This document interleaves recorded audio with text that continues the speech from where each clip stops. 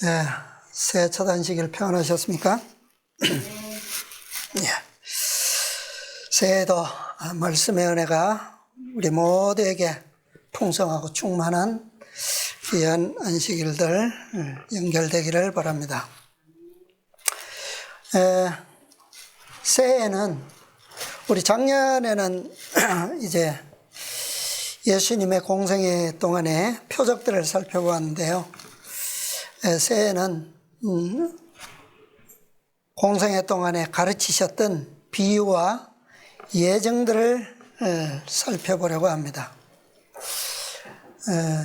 우리 요즘 안식일 학교 교과를 아직 시대의 소망을 통해서 예수님의 생애를 공부하고 있기 때문에 그 교훈과 어우러지는 그런 가운데서 실물 교훈과 비유의 말씀들을 다시 한번 연구하는 귀한 시간들 되어야 되겠습니다. 그래서 예수님의 생애를 통해서 우리가 더 깊이 더 풍성하게 배우는 한 해를 통하여 정말 예수님처럼 아름다운 그런 품성이 건설될 수 있는 은혜로운 새해 한 해가 이루어지기를 바랍니다. 제가 어릴 때 시골 생활을 쭉 해왔는데요. 한 번은 아주 어릴 때입니다. 산골에 집을 지었는데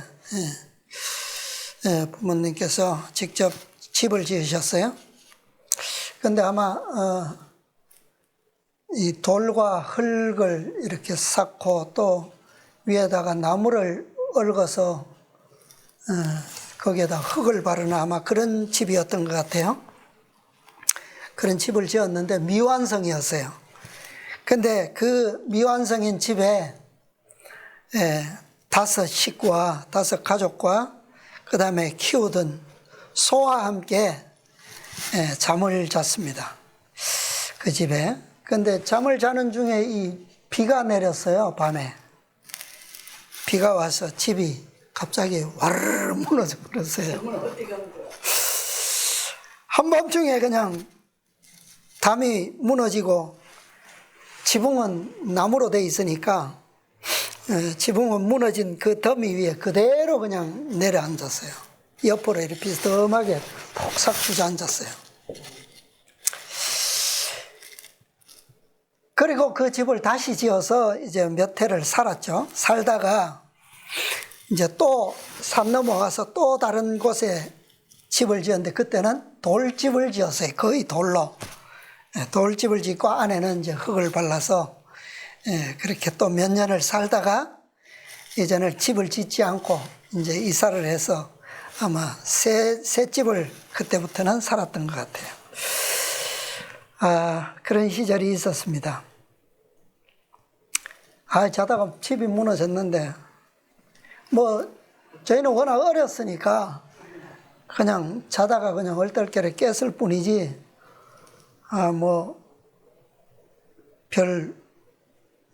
그때 별로 잘 몰라요. 아무튼 근데 얼마나 감사하고 다행스러운지 5 식구 소 1마리 아무도 그냥 다친 자국, 기스난 자국 하나도 없고 소도 멀쩡하고 밖에 나가보니까 이제 이슬비가 계속 부슬부슬 내리는데 급히 이불을 싸서 비닐 위에 싸서 지게에 지고 소를 데리고 다시 산을 넘어서 마을로 내려왔어요. 마을에 살던 집이 있었거든요.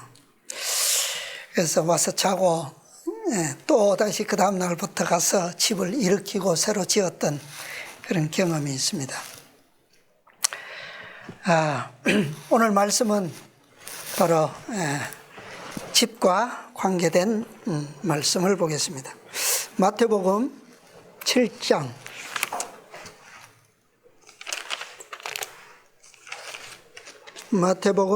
마지막에 24절부터 있는 말씀 보겠습니다. 24절로 47절까지 있는 말씀. 예, 찾으신 분 읽어주시기 바랍니다. 누구든지 나의 이 말을 듣고 행하는 자는 그 집을 반석 위에 지은 지혜로운 사람 같으리니 비가 내리고 창수가 나고 바람이 불어 그 집에 부딪히되 무너지지 아니하나니 이는 주초를 반석 위에 놓은 연고요.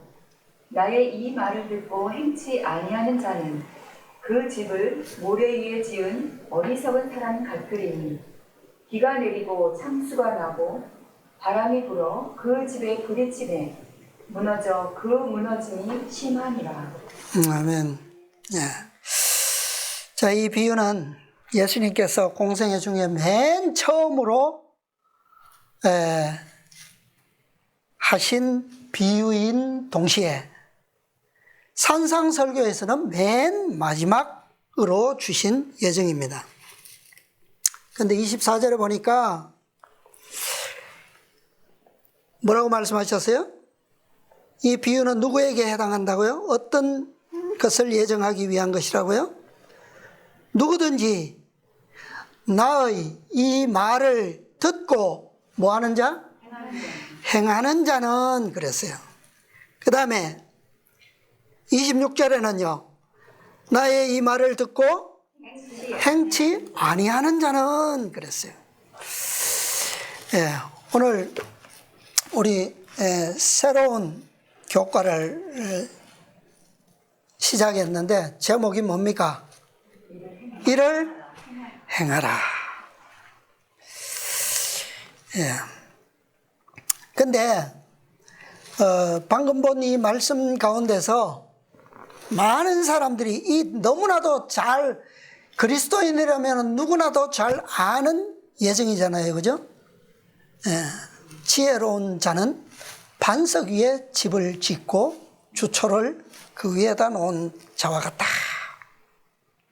그런데 많은 사람들이 이 예정 가운데서 놓치는 부분이 있습니다. 누가복음에 보면 이 예정을 더 섬세하고 정확하게 기록하고 있는데요. 누가복음에 한 말씀 보겠습니다. 누가복음은 6장이에요. 6장 47절부터 마지막 절까지입니다. 읽어주십시오. 내게 나와 내 말을 듣고 행하는 자마다 누구와 같은 것을 너희에게 보이리라.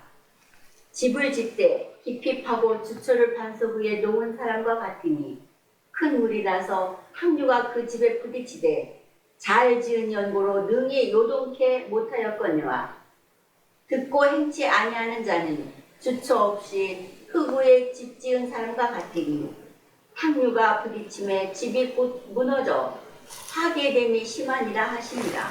네, 아멘. 자, 그 앞절에 보면 46절에 뭐라고 말씀하고 있습니까? 너희는 나를 불러 주여 주여 하면서도 어찌하여 나의 말하는 것을 뭐하냐? 행치 아니하느냐. 그러시면서 이 예정을 말씀해 주셨어요. 근데 아까 마태복음에서 기록된 말씀과는 같은 교훈인데 조금 누가는 다르게 기록하고 있죠. 48절에 보니까 집을 짓되 어떻게 짓는다고요? 깊이 파고 그랬어요. 이 마태복음에는 없는 표현이에요. 깊이 파고 거기에다가 뭐요? 주초를 반석 위에 놓는다. 근데 그 사람이 지혜로운 자다라고는 하지 않았어요. 그런데 47절에 보면 누구와 같은 것을 증거한다. 그렇게 말씀하고 있어요. 49절에는 듣고 행치 아니하는 자는 주초 없이, 주초도 없고 깊이 파지도 않고 어디에요? 흙 위에 그냥 집 지은 사람과 같다. 이게 얼마나 큰 차이냐. 얼마나 큰 차이냐. 자, 지혜로운 자는 집을 어떻게 짓는다고요? 집을 지을 때 땅을 깊이 일단 팝니다. 왜요? 높은 빌딩을 지을수록, 높으면 높을수록 땅을 어떻게 팝니까? 깊이 파요. 왜요? 위에 건물을 주초를 깊이 놓기 위해서 그러죠. 근데 옛날에는 오늘날과 같은 기술이 아니라 그냥 땅을 파고 어떻게 해요? 이 흔들리지 아니하는 큰 반석 위에다가 주춧돌을 알맞게 탁 놓고 그 위에다가 짓죠. 뭐 돌집은 돌 위에다가 돌층을 쌓지만 일반적으로 동양의 집들은 그냥 돌 주초 위에다가 나무 기둥을 세웁니다.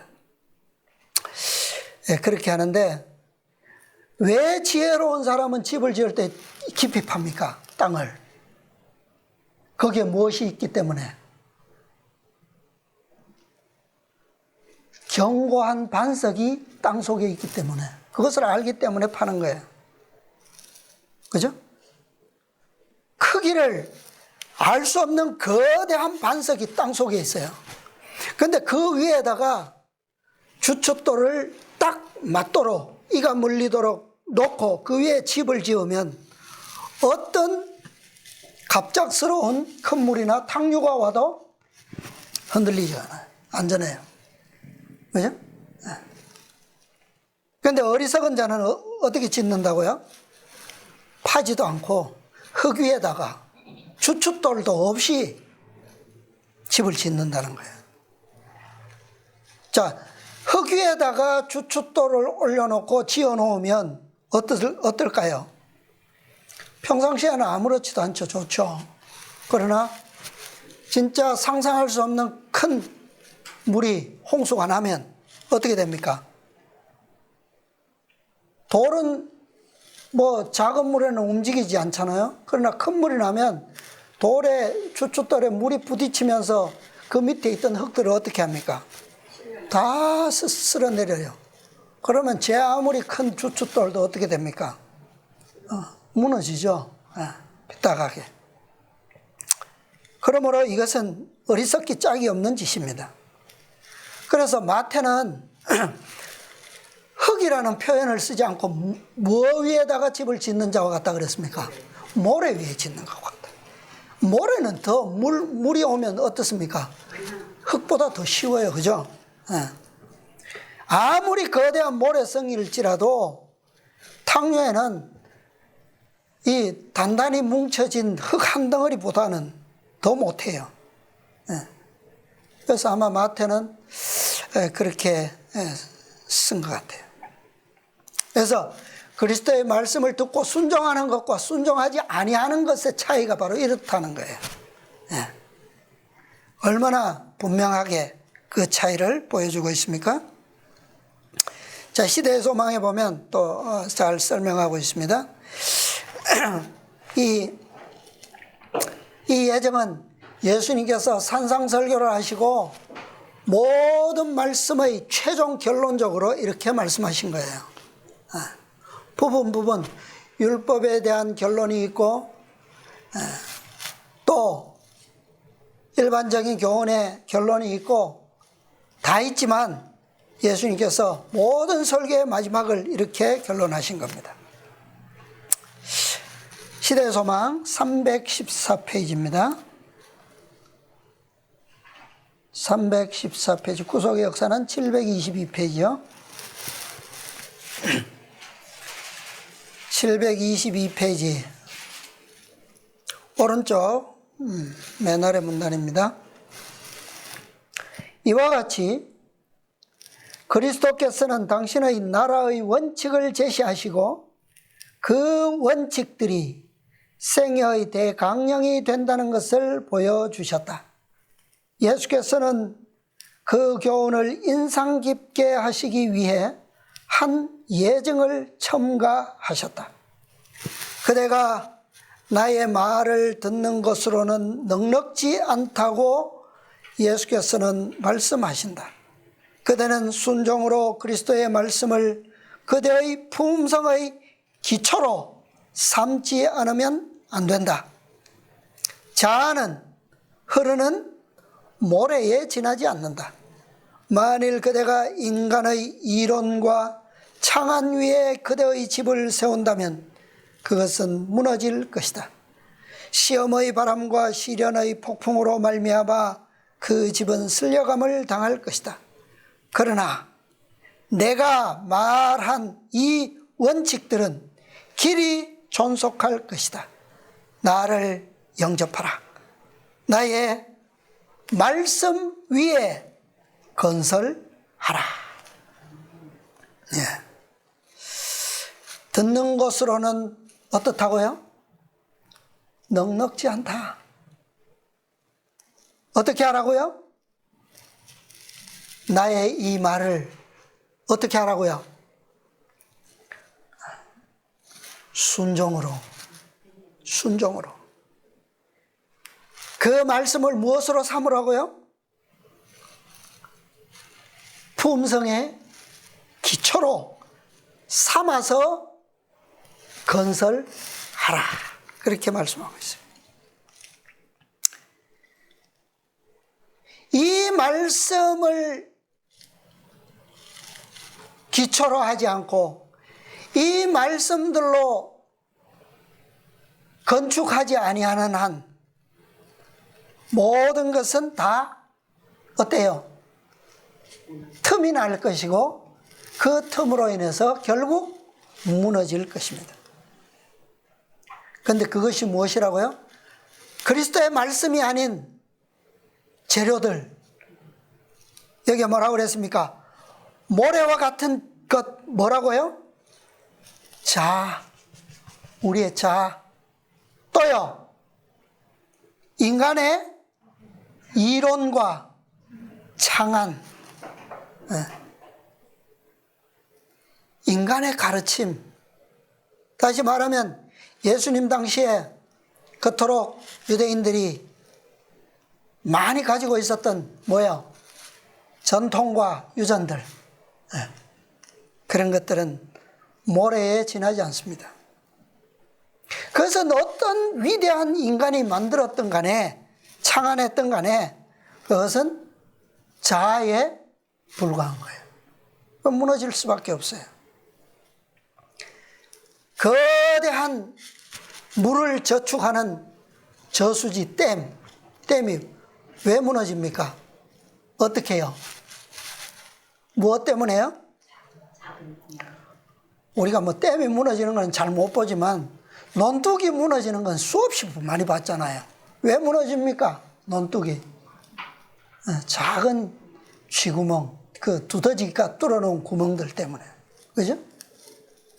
그 작은 구멍을 미리 발견해서 막지 못하면 순식간에, 큰 비가 오면 순식간에 무너져요. 인간이 만든 이론이나 전통과 유전은 아무리 위대하고 훌륭할지라도 그것은 무너질 수밖에 없는 무너뜨리는 구멍이에요.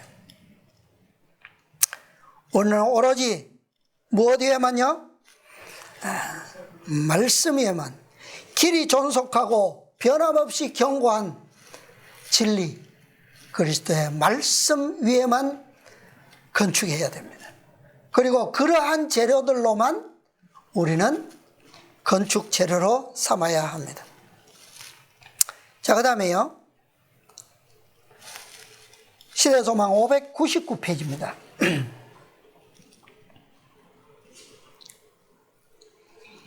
구속역사 852페이지 오른쪽 단 852 오른쪽 단 밑에서 두 번째 문단입니다. 믿는 자에게 견고한 기초돌 누구라고요? 믿는 자에게 그리스도께서 무엇이 되신다고요? 견고한 기초돌이 되신다. 그들은 반석에 떨어져서 깨어진다. 어떤 자가요? 어떤 자가요? 믿는 자. 그들이 곧 지혜로운 자예요. 그죠?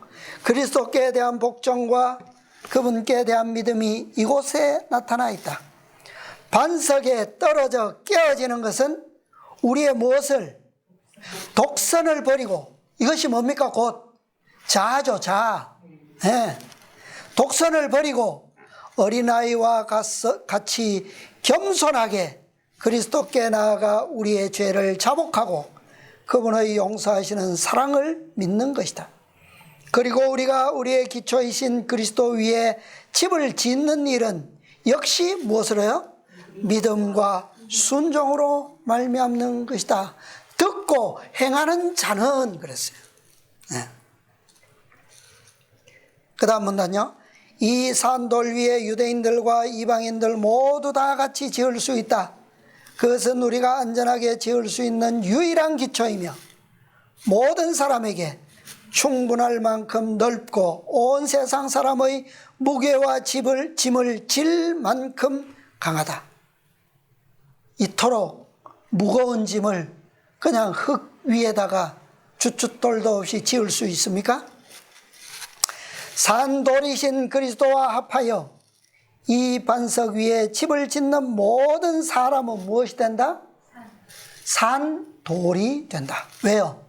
생명이신 그분과 연결되어 있기 때문에, 연합되기 때문에 그도 역시 무엇이 됩니까? 산돌이 되는 거예요. 많은 사람들이 자신의 노력으로 자르고 닦고 아름답게 하지만 그들이 산돌이 될 수 없는 이유는 왜요? 그리스도와 연결되지 않기 때문이다. 이 연결이 없으면 아무도 구원을 얻을 수 없다. 우리 속에 그리스도의 생명이 없이는 우리는 유혹의 폭풍을 물리칠 수 없다. 우리의 영원한 안전은 견고한 기초 위에 우리 집을 짓는 데 달려 있다. 오늘날 많은 사람들은 시험해 보지 않은 기초 위에 집을 짓고 있다. 비가 내리고 폭풍이 휘몰아치고 홍수가 올 때에 저희 집은 무너질 것인데 그 까닭은 이 집이 큰 모퉁이 돌 예수 그리스도 영원한 반석 위에 세워지지 않았기 때문이다. 예. 왜 예수 그리스도는 살아계신 기초돌이 될 수 있습니까? 왜 그분과 연결되면 연결되는 영혼들도 산돌이 될 수 있습니까? 왜 그분이 산돌이에요?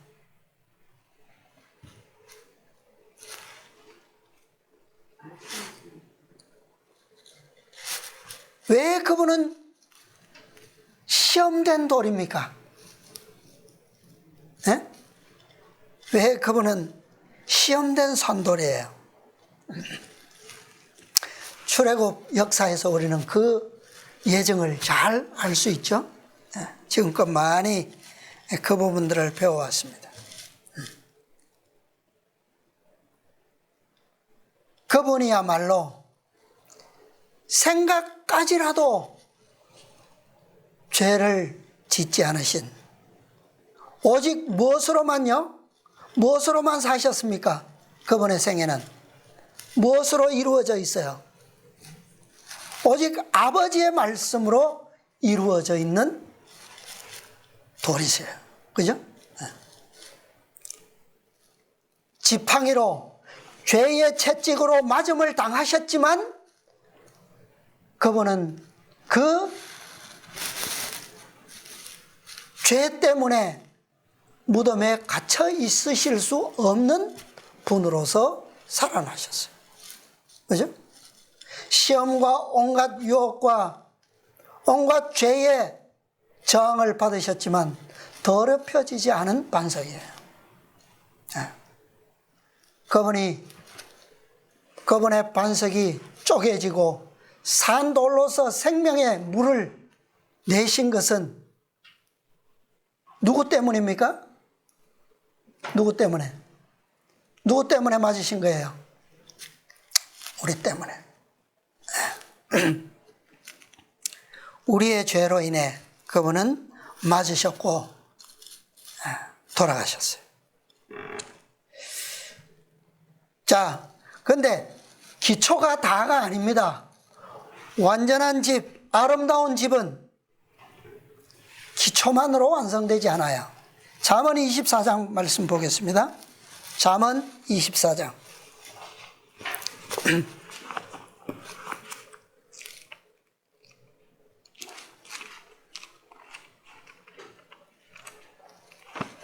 자, 24장 3절 4절요. 자, 한번 읽어보십시오. 뭐라고 되어 있습니까? 집은 어떻게 건축된다고요? 지혜로 말미암아 건축되고, 또 어떻게 해요? 명철로 말미암아 어떻게 된다고요? 경고히 되며. 또 4절에는요. 방들은 지식으로 말미암아 각종 귀하고 아름다운 보배로 뭐 한다고요? 채우게 되느니라. 이 집이 어떤 집입니까? 이 집이야말로 정말 사람 살만한 집이에요. 그죠? 예? 견고하고, 예. 그 다음에 아름다운 것들로 가득 채워진 집. 예. 그런 집에서 우리가 잠을 자고 쉼을 누릴 때 얼마나 마음이 평강을 얻겠습니까? 그죠? 두려움이 없잖아요. 우리가 먹고 마시는 것보다 먹고 마시는 것마다 즐기게 되고, 우리의 보고 듣는 것마다 평강을 얻고, 그것이 우리가 바라는 집입니다. 자, 집은 안전한 기초 위에 세워져야 돼요. 그게 첫째 조건이에요. 그죠? 안전한 기초.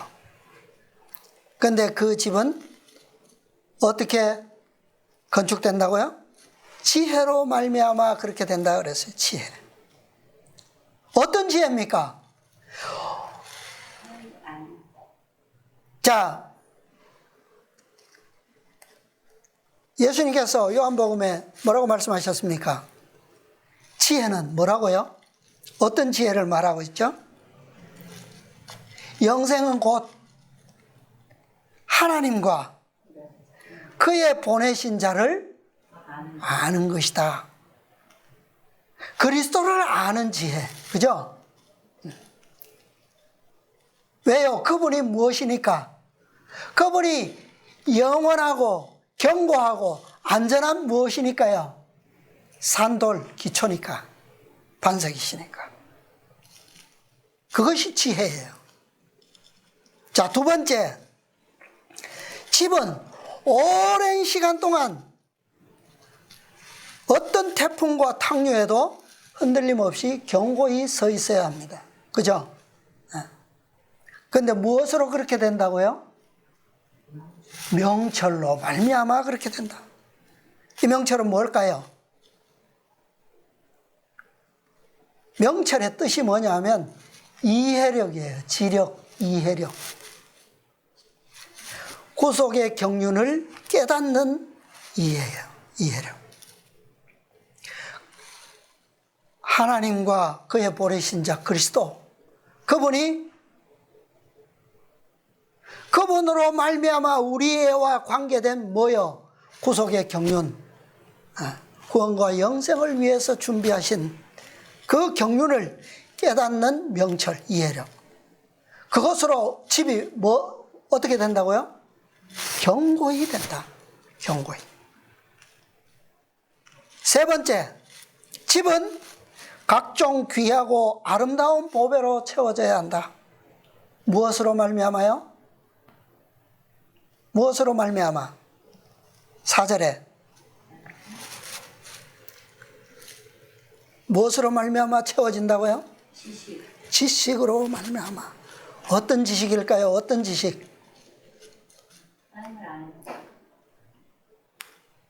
그것은 이미 지혜에서 나왔잖아요. 예. 이것은 구원과 영생에 이르는 품성의 지식이에요. 품성의 지식. 자, 이 지식은 어떻게 해요?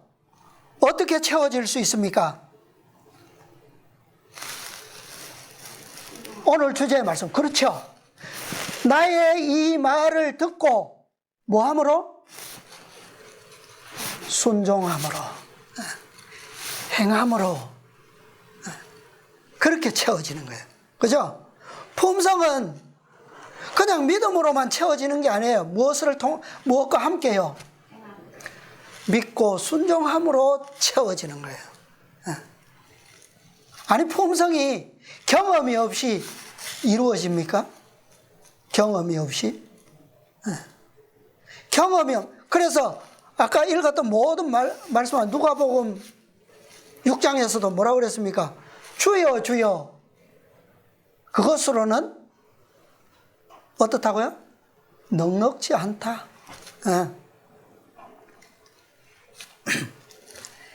이러한 집이 뭐예요? 안전하고 견고하고 아름다운 집이에요. 그런데 이런 집은 어디서요? 누구 안에서만 가능합니까? 그리스도 안에서만 이런 집을 지을 수가 있어요. 자, 다시 시대의 소망으로 돌아가서요. 311페이지입니다. 시대의 소망 311, 721페이지입니다. 구속의 역사. 721페이지 왼쪽 단 중간점. 자, 우리가 바라는 가장 이상적인 집. 721페이지 왼쪽 단 중간에. 그리스도인 품성의 이상은 누가 같이 되는 것이다? 그리스도와 같이 되는 것이다. 인자께서, 그리스도께서 당신의 생애에서 완전하셨던 것처럼 그리스도를 따르는 자들도 그들의 생애에서 완전하여야 한다. 그리스도의 생애의 완전은 누구의 완전입니까? 누구의 완전이에요? 하늘 아버지의 온전하심이에요. 그래서 마태복음 5장 마지막 절에서 그랬죠. 하늘에 계신 너희 아버지의 온전하심과 같이 너희도 온전하라. 그것은 곧, 그 명령은 곧 누구를 본받으라는 거예요? 나를 본받으라는 거예요.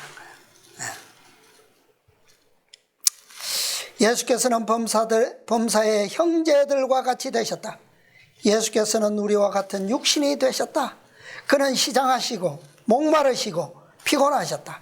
그는 음식을 잡수심으로 생명을 유지하셨고 수면을 취하심으로 원기를 회복하셨다. 예수는 인간의 운명에 동참하셨지만 그럼에도 불구하고 그는 뭐요? 흠없는 하나님의 아들이셨다. 예수는 육신이 되신 하나님이셨다. 예수의 품성은 우리의 것이 될 수 있다. 아멘. 예. 이것이 우리가 고대하는 집이고 그리스도께서 약속하신 집이에요. 그리스도께서 우리를 위해서 이루시고 약속하신 집이에요. 자, 그 다음에 넘어가세요. 722페이지 오른쪽 중간입니다. 자, 우리가 이런 집을, 아름다운 품성, 그리스도의 품성을 이루기 위해서는 그리스도와 같은 무엇을 가져야 할까요? 그리스도와 같은 무엇을 가져야만 가능합니까? 속성을 가져야만 가능하겠죠. 자, 그 오른쪽 중간에 보면 좋은 나무는 무엇을 맺는다고요? 좋은 열매를 맺을 것이다. 만일 과실이 맛없고 가치가 없다면 그 나무는 나쁜 나무이다. 그와 같이 생애 가운데 열리는 열매는 마음의 상태와 품성의 탁월성에 대하여 증언해 준다. 선한 행위로 결코 구원을 살 수 없지만 그것은 사랑으로 행하고 심령을 깨끗하게 하는 무엇의 증거다? 믿음의 증거이다. 다시 말하면 속성이 뭐하다는 증거라고요? 같다라고 하는 거예요. 예, 속성이 예수 믿음과 같다는 거예요. 예. 그리고 영원한 상급은 우리의 공로 때문에 주어지는 것은 아니지만 그리스도의 은혜를 힘입어 행하여진 행위에 뭐하여? 비례될 것이다. 예. 우리의 구원, 우리의 상급은 결코 행위나 우리의 공로로 살 수 있는 것이 아닙니다. 눈꽃만큼도 그런 가치가 없어요. 원래 우리의 생애 가운데 열리는 열매는 어떤 열매입니까? 좋은 열매입니까? 나쁜 열매입니까? 나쁜 열매예요. 뭐 싹이 나는 것부터가 나쁜 거예요. 속성이 그렇기 때문에. 그러나 우리에게서 선한 열매가 맺혔다면 그것은 뭐라고요? 무엇 때문이라고요? 어떤 속성이 우리 안에 있기 때문입니까? 그리스도의 속성이 있기 때문에.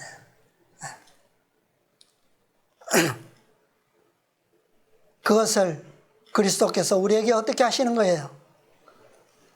우리를 대신하셔서 우리의 죄값을 치르시고 우리에게 그러한 속성을 어떻게 해요? 선물로 주셨어요. 우리가 그분의 말씀을 믿고 뭐 한다면? 순종한다면 이 속성이 우리에게도 있는 겁니다. 이때부터 맺히는 좋은 열매, 그 좋은 열매는 무엇을 위한 거예요? 구원을 위한 겁니까? 구원을 위한 거예요? 구원을 위한 것은 아니에요. 구원의 값은 이미 누가요? 예수님께서 다 치르주셨어요. 그러면 우리가 맺는 좋은 열매의 값은 뭡니까? 뭐라고요? 영원한 상급이다 그랬어요. 상급. 그러니까 우리가 예수님의 속성을 선물로 받아서 우리에게 맺히는 것은 예수님께서 다 가져가시는 것이 아니라 그 열매를 다 제대로 값을 쳐서 누구에게 준다고요? 우리에게 다시 돌려주신다고요. 얼마나 감사합니까?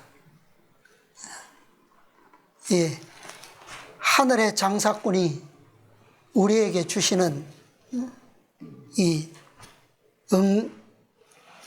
선물이 이런 거예요. 좋은 열매를 맺기 위해서는 우선 어떤 나무가 되어야 한다?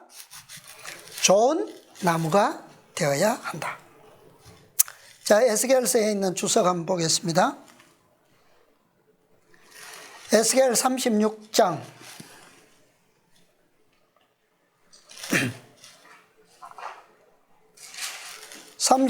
25절 26절 주석입니다. 제목이 새 마음을 받은 표 있죠?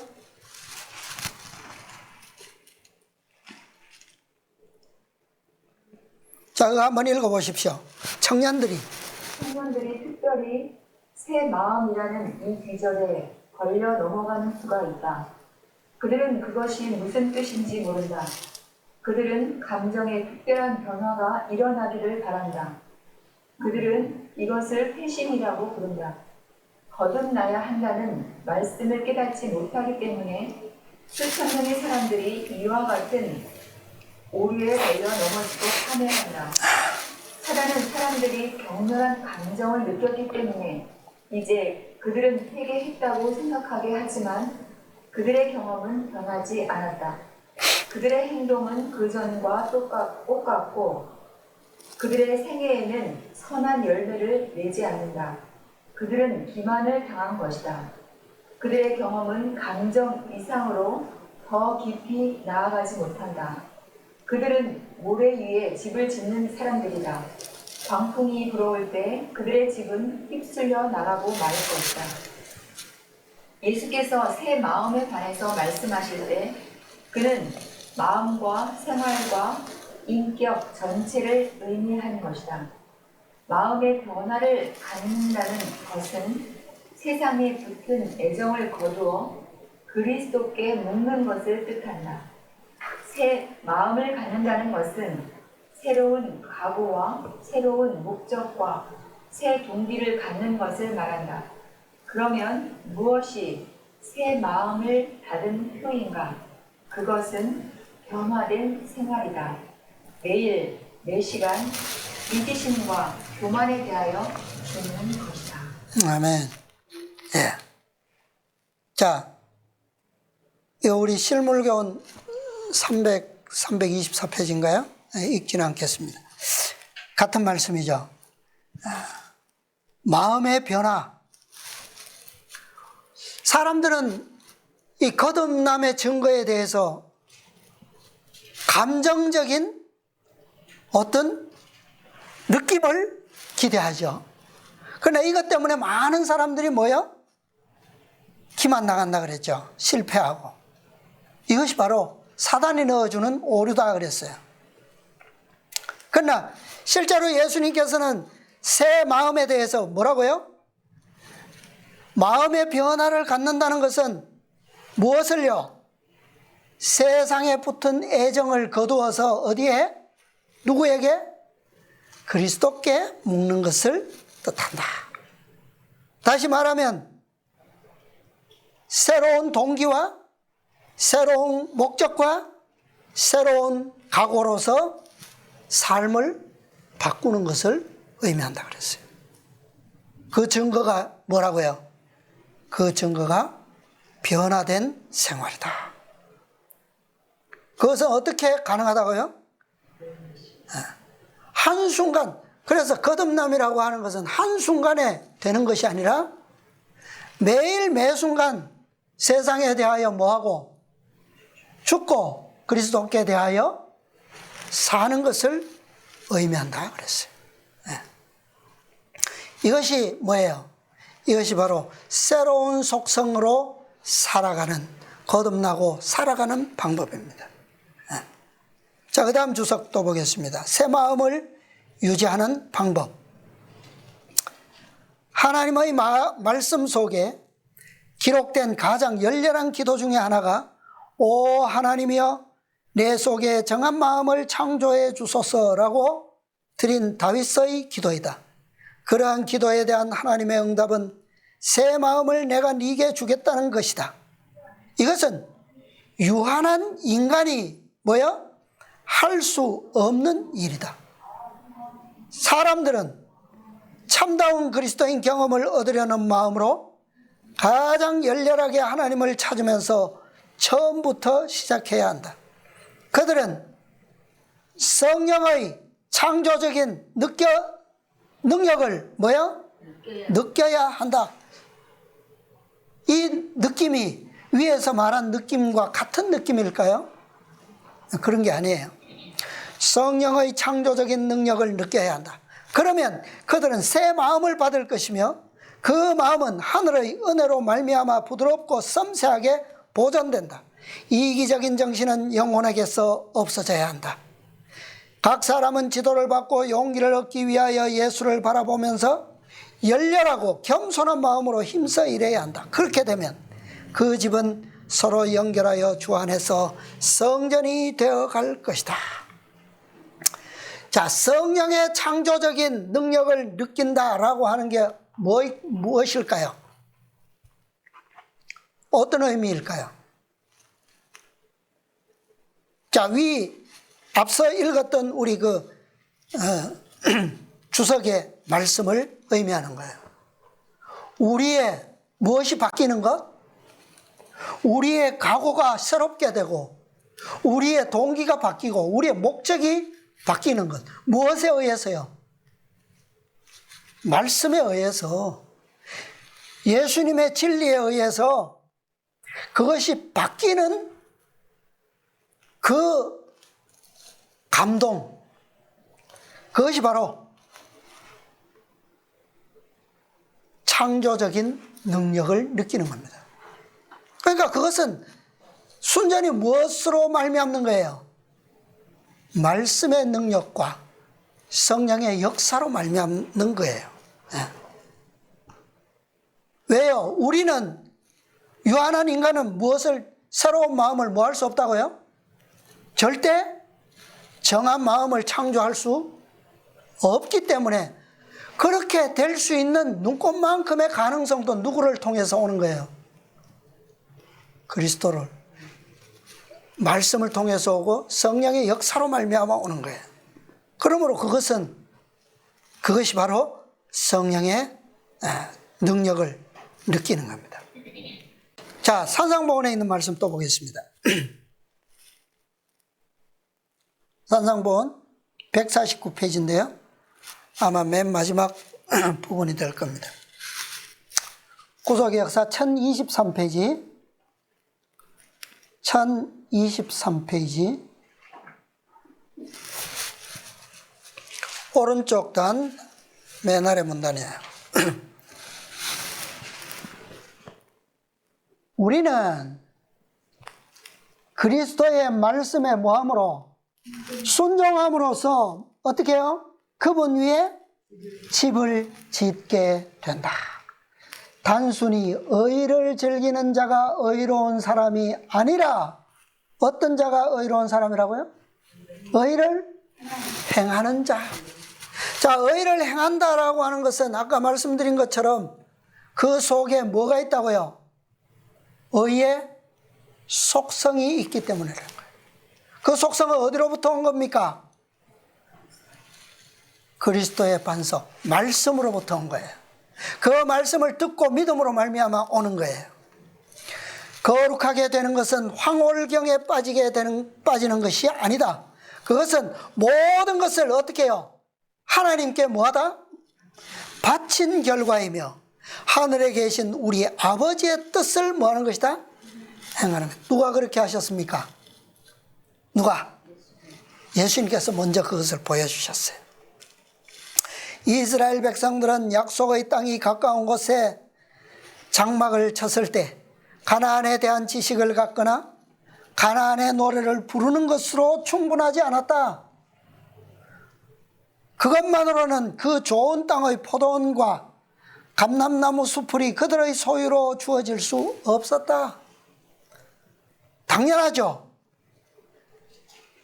가나안 땅 가까운 데다가 장막을 딱 치고 그냥 가나안은 기름과 젖과 꿀이 흐르는 땅이야.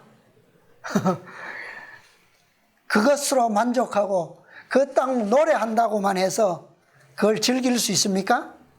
그것을 누릴 수 있어요?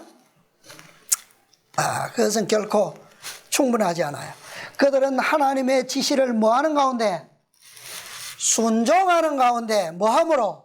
그 땅을 점령함으로써 조건에 응함으로써 하나님을 믿는 산 믿음을 활용함으로써 그분의 약속을 그들의 것으로 삼음으로써 이를 실제로 그들의 소유로 만들 수 있었다.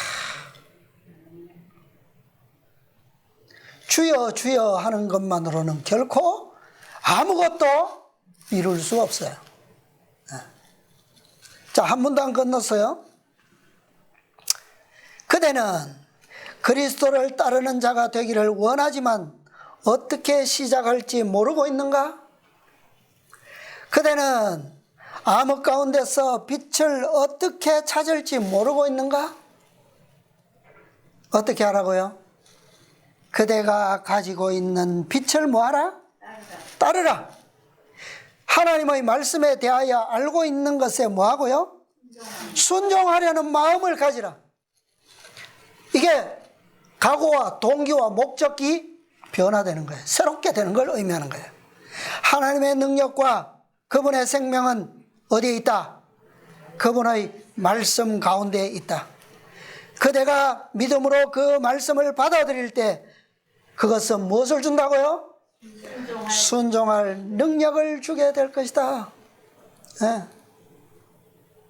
말씀에 의하여 동기와 각오와 목적이 바뀌지 않으면 그것을 따르기 위한 마음을 가지지 않으면 결코 능력은 주어지지 않습니다. 그대가 소유하고 있는 빛에 뭐 할 때? 유의할 때 더 큰 빛이 오게 될 것이다.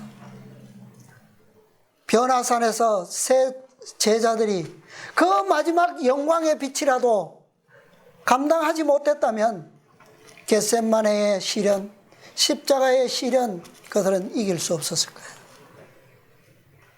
감당할 수 없을 겁니다. 그대는 하나님의 말씀 위에 집을 짓고 있으므로 품성이 그리스도의 품성과 같은 모습으로 뭐요? 형성될 것이다.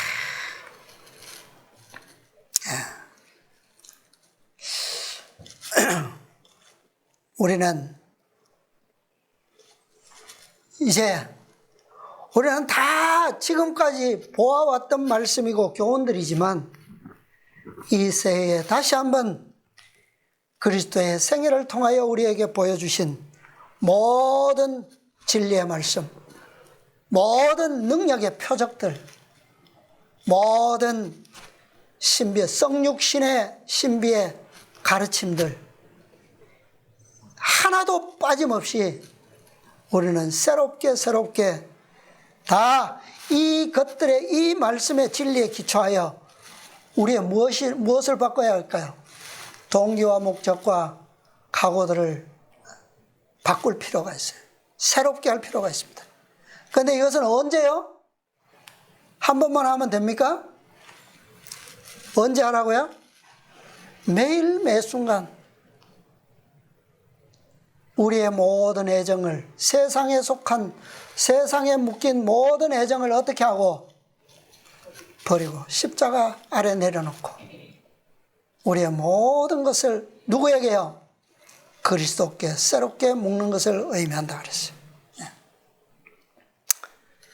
이런 지혜가 새해에는 우리 모두에게 충만하시게 되기를 바랍니다. 지혜자 솔로몬은 지혜를 얻는 데 있어서 게으른 자는 개미에게로 가서 그 하는 것을 보고 지혜를 얻으라고 권면하고 있습니다. 제가 참 이 여름만 되면 개미와 전쟁을 합니다. 그 작은 개미들이 얼마나 우리의 이 손바닥만한 이 텃밭을 얼마나 망가뜨리고 진딧물로 왕성케 하는지 아주 그냥 농사가 안 돼요. 이 개미가 어디에 삽니까? 땅속에 집을 파잖아요. 근데 그 집은 아무리 큰 비가 와가 입구를 막아도 금방 뚫고 나와요. 왜 그렇습니까? 이 개미가 이 뚫은 이 집은 그만큼 안전하도록 수많은 미로를 통해서 뿌리가 깊이 내려가 있어요. 내려가면서 가지들을 계속 칩니다. 그래서 비가 와도 안전해요. 근데 이런 개미의 집들이 하루아침에 만들어집니까? 하루아침에 하루 동안에 만들어요? 군사가 많으니까? 그렇지 않아요. 개미는 결코 돌과 돌멩이 반석을 옮길 수가 없어요. 그죠? 그러나 대신에 무엇은 할 수 있습니까? 반석을, 이 돌을 따라서 내려가면서 그 주위에 이 흙들을 침으로 섞어서 흙 알갱이를 만들어요. 그렇게 해서 그것을 밖으로 옮깁니다. 그것밖에 할 수 없어요. 그들은. 아무리 깊은 지하 굴 속에서도 한 번에 한 개의 이 흙 알갱이만, 흙덩이만 옮길 수 있을 뿐이에요. 사람처럼 뭐 큰 기계를 쓰지도 않잖아요. 그죠? 그렇게 할 수 없어요. 그럼에도 불구하고 이 개미들은 안전하면서도 아주 엄청난 규모의 기적을 마침내 이루어냅니다. 무엇 때문에요? 왜 그게 가능합니까? 왜? 개미들은 한 개미가 하나의 흙알갱이만 옮기지만 이것이 가능한 것은 무엇 때문이라고요? 인내와 근면 때문에. 인내와 근면.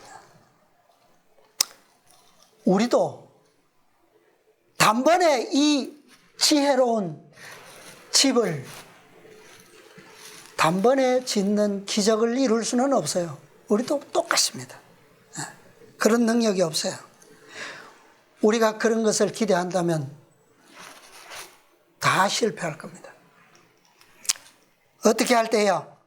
우리가 주어진 빛에 유의할 때, 믿음으로 그 빛을 받아들이고 감사함으로 순종할 때, 주어지는 빛마다 우리가 믿음으로 받아들이고 성령의 능력을 느끼게 될 때, 매 순간 우리의 애정을 티끌 가운데 묻어버리고 그리스도의 새로움으로 거듭날 때, 그럴 때 더 큰 빛이 주어지고 더 큰 능력이 우리에게 주어지는 거예요.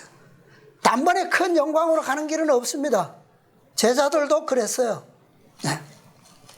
지금까지 우리에게 주어진 그 현대 진리에 우리가 더욱 깊이, 더욱 믿음과 인내를 가지고 함께 전진할 때 우리는 마침내 이 지혜로운 집, 견고한 집, 아름다움으로 귀한 보석들로 채워지는 그러한 집을 지을 수 있을 것입니다. 새해에는 성령의 지혜로 깊이 파시고 안전한 반석대친 하나님과 그리스도를 더욱 깊이 배우시고 진리의 명철로 더욱 견고한 구속의 경륜을 이해하고 그렇게 함으로 영원한 구원과 영생에 이르는 아름다운 품성의 지식들로 우리의 온 세포의 방들을 풍성히 채우는 우리 모두의 한 해가 되기를 간절히 바라면서 오늘 말씀을 마치겠습니다.